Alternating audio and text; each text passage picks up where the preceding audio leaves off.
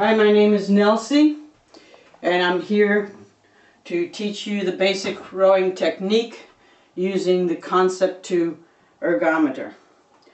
This ergometer was produced in 1976 by two Olympic rowers. I know you're not interested in being an Olympic rower, but this machine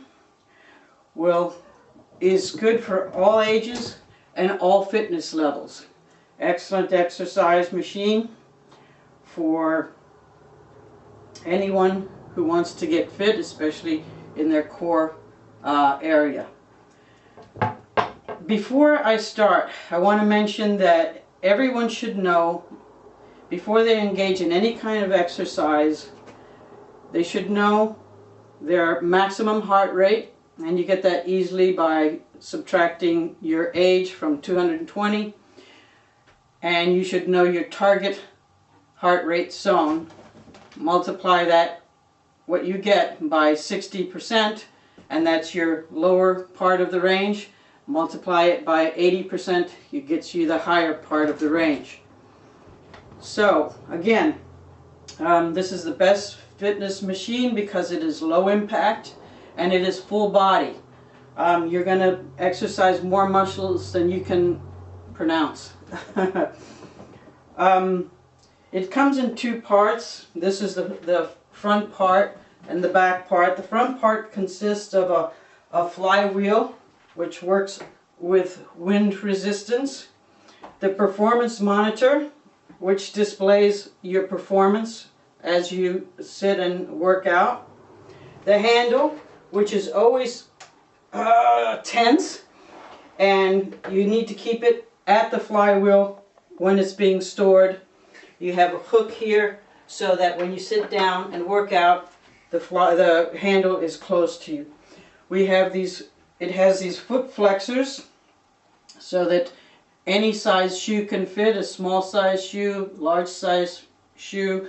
You adjust it by lifting these rubber soles and putting them in the tabs there until you get it adjusted to your size foot. Then you strap on the straps and tighten them right over the ball of your foot. So that's the front end of the ergometer. The back end here is the monorail. This is about 4 feet long. Of course, if your legs are long, your slide will go way to the back. If you're shorter like me, this is about as far as it'll go back, but that's to sit on and slide back and forth as you row. Again, the flywheel is what gives you resistance. The more muscle force applied determines the amount of resistive force encountered. It has a damper setting to make it harder or easier. It goes from 1 to 10. From 1 to 5, the resistance is like that you would feel when you're rowing in a shell by yourself. No problems. If you set it between 5 and 10, it gets harder and harder, and it's like having a boat filled with cargo that you're having to drag across the water. Some people use it at a higher setting because that makes them go slower and work harder so that they can iron out their basic technique positions. Makes it easier to do that. Okay, so now we're going to talk about the basic rowing technique phases. There are two phases: the recovery and the drive. Why would you say recovery? Because the recovery starts when you're kind of leaning back. Starts at a position called the finish. The finish is when you have your elbows back behind you. The handle is right at the lower part of your abdomen. Your forearms are parallel with the floor and your wrists are flat. So that's the finish.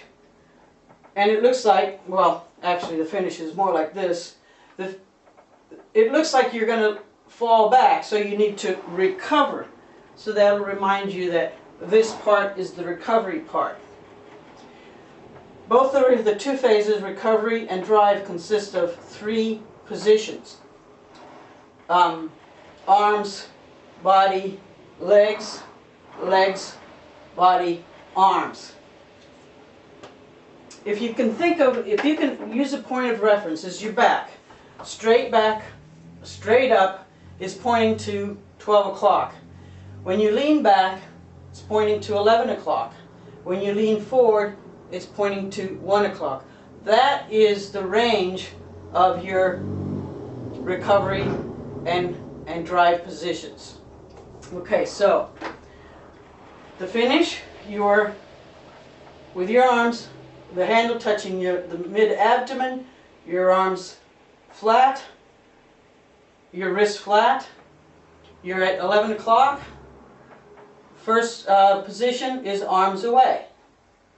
Second, body forward. At this position, your head is now pointing toward 1 o'clock. And finally, legs up.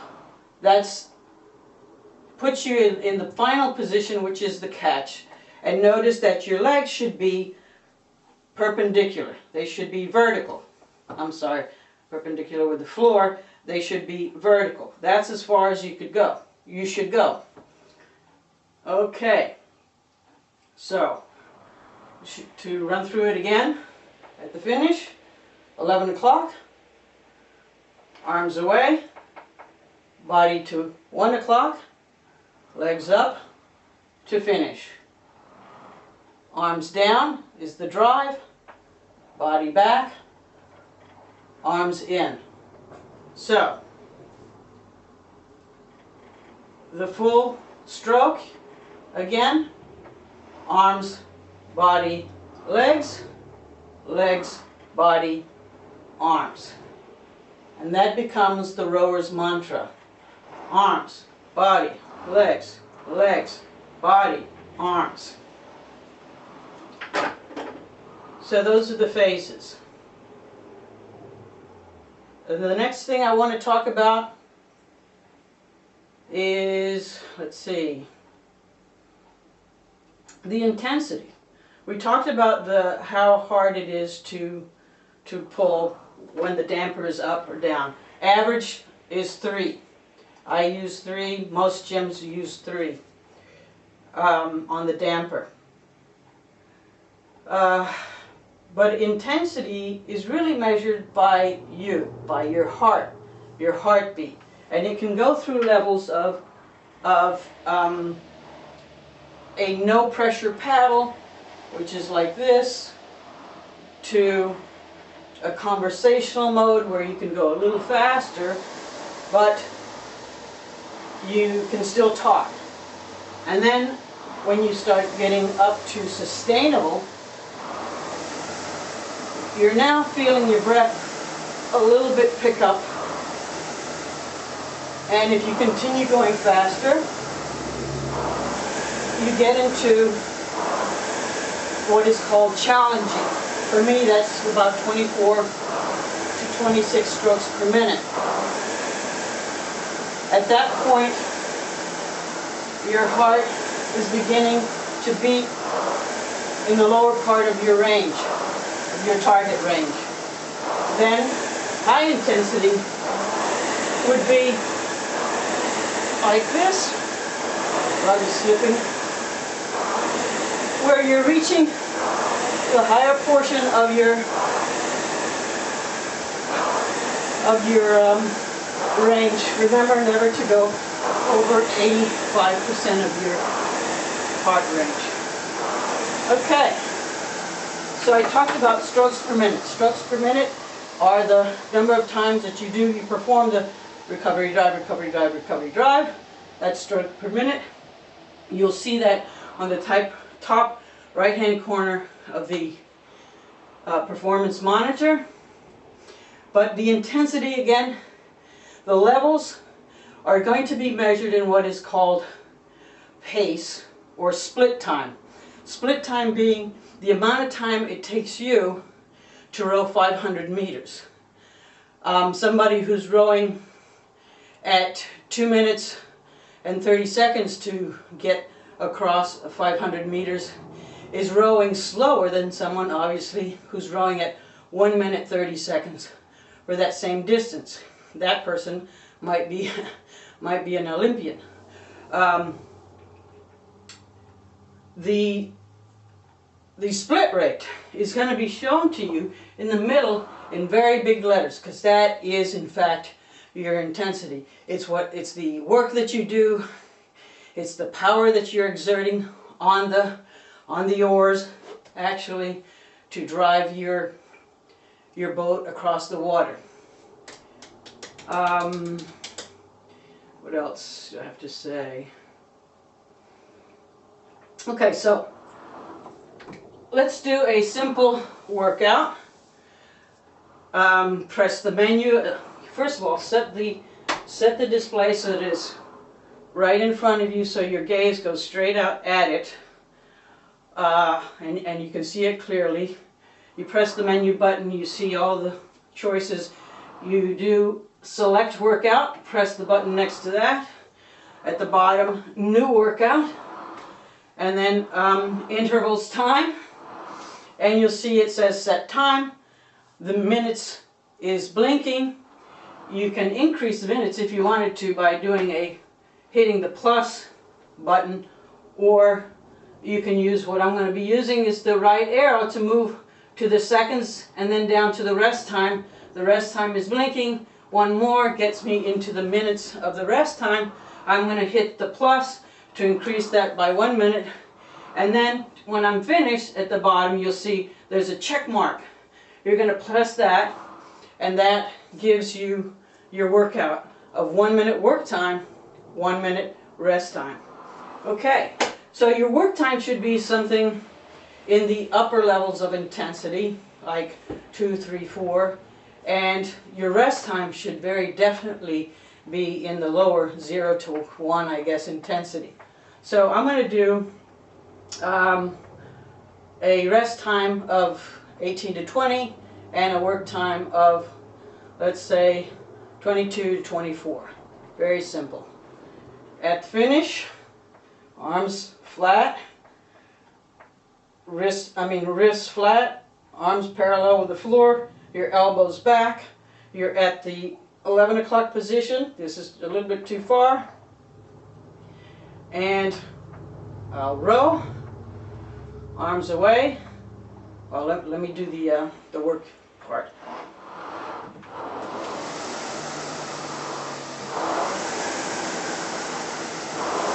So at this point you're watching your strokes per minute and your split time on the top right hand corner.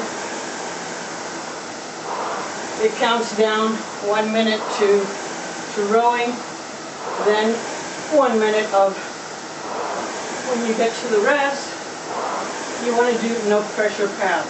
For example, you might use that to practice your technique.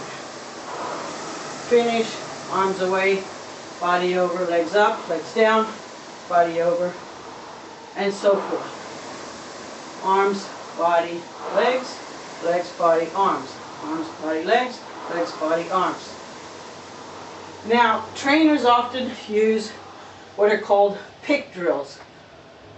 Why do they call it that? I guess to pick apart the different positions in the rowing technique so that they emphasize them and you don't, slouch on them. And you put pauses in different positions to bring about that slow down, focus, pay attention to the stroke. For example, the finish, arms away. You would start with a very simple routine of arms, arms, arms. Then you might add in arms, body, arms, body, arms, body, arms, body, arms, body. To make people focus on the arms away, the tilting of the body into the 1 o'clock position, back to 11, 1, 11, 1, like that. Then you might add the legs. Arms, body, legs. And here, trainers like to modify the amount of slide that you do. That would be the full slide, when your knees are straight up and down. You would want to practice by doing quarter slide, and then maybe the second time around, half slide, and then the third time around, three-quarter slide, and then finally full slide, and everybody is doing a very quick drive. Now, the one thing that we have to remember is that the recovery should always take twice as long as the drive.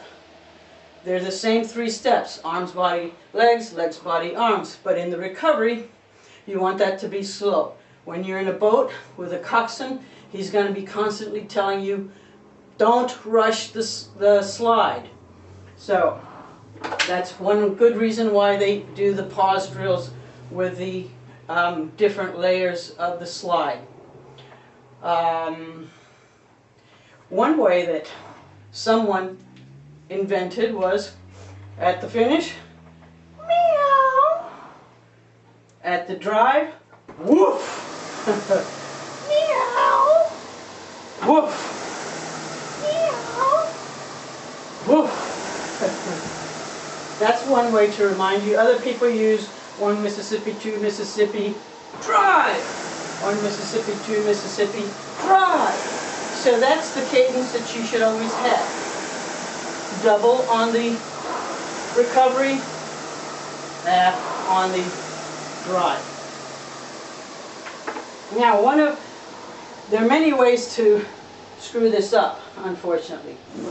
I did it a lot. I still do sometimes, because it takes a lot of discipline. This is very easy to describe, not so easy to execute perfectly. But anyway, it's very easy to see that 11 o'clock is comfortable. The handle is back at your chest. But a 10 o'clock is dangerous. And a 9 o'clock is insane, although it's been done. So those are mistakes you want to avoid. Stop at the 11 o'clock. You're fine right here. The other one is leaning too far forward. When you do arms, body, legs, your body should be fine right here, 1 o'clock. If you come out like that, 2 o'clock is too much. Oh, and 3 o'clock is again pretty insane, and you can hurt yourself. Another thing that you can do to remind yourself, especially of the fact that you must have your arms and body away before you drive with your legs, before you pick up your legs, is what they call boxing out. Your arms spread out, your body over, forms a rectangle with your handle, your body, your arms, and if someone was looking from overhead, they would see your knees in that picture. That is what the trainers call boxing out. You have to remember to do that. That'll remind you that you must always do your arms and your body away before you bring your legs up. If you didn't do that, if you bring your legs up before your arms, what's going to happen? You're going to run into your legs. And to avoid them, you're going to go like this. If you're in a boat, that's a dangerous situation. Finally, when you're at the catch, your knees, your legs are vertical here, right? You're leaning at 1 o'clock.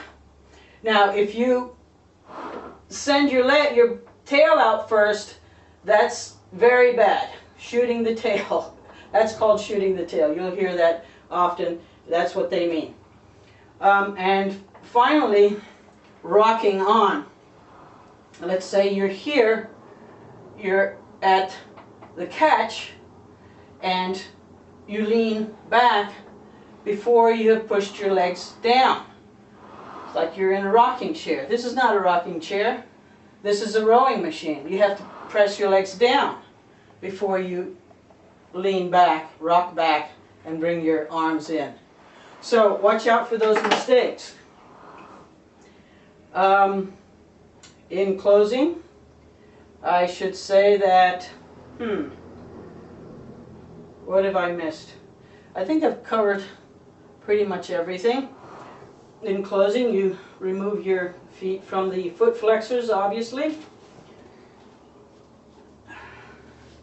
You make sure that your handle is placed in the flywheel position and not on the hook, because that damages the tension on the chain. You put your performance monitor up, then you can take the pieces apart and store it as necessary. And one thing I forgot, obviously, was the need to, let me see if I have this here because I forgot to bring it upstairs. The need to,